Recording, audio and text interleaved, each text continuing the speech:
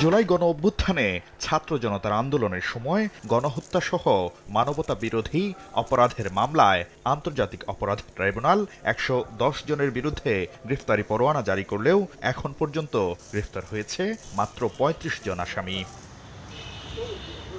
এ নিয়ে স্বরাষ্ট্র মন্ত্রণালয়ের নিষ্ক্রিয়তায় আন্তর্জাতিক অপরাধ ট্রাইব্যুনালের উষ্মা প্রকাশের পর বুধবার নৌ পুলিশ সদর দফতরে এক অনুষ্ঠান শেষে সাংবাদিকদের প্রশ্নের জবাবে এ বিষয়ে মুখ খুলেন পুলিশ মহাপরিদর্শক বাহারুল আলম। বলেন, অনেক আসামি দেশের বাইরে পালিয়ে থাকার কারণে ইন্টারপোলের মাধ্যমে রেড অ্যালার্ট জারির প্রক্রিয়া চলছে। কিছু আসামির ব্যাপারে আমরা ইন্টারপোলের মাধ্যমে রেড নোটিশের অনুরোধ জানিয়েছি।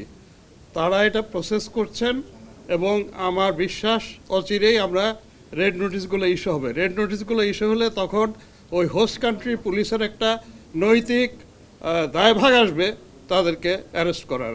অনুষ্ঠানে স্বরাষ্ট্র উপদেষ্টা জানান, ভারতসহ বিভিন্ন দেশে পালিয়ে থাকা আসামিদের বন্দি প্রত্যর্পণ চুক্তির আওতায় ফিরিয়ে আনার চেষ্টা করা হচ্ছে। যারা দেশে নাই তাদের তো আমাদের পুলিশ গিয়ে ধরে আনতে পারে না। এটা ক্ষেত্রে আমরা চেষ্টা করতেছি, যেহেতু পার্শ্ববর্তী দেশের সাথে আমাদের একটা ট্রিটি আছে, ওইভাবে তাদের আনা যায় কিনা। এদিকে উত্তরা পশ্চিম থানায় হামলার ঘটনায় দায়ীদের বিরুদ্ধে তদন্ত করে ব্যবস্থা নেওয়ার কথা জানান স্বরাষ্ট্র উপদেষ্টা।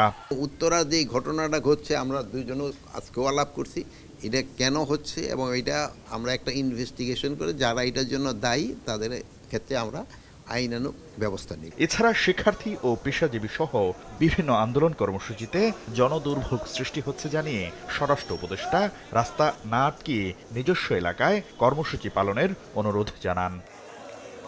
শাকির আহমেদ, সময় সংবাদ, ঢাকা।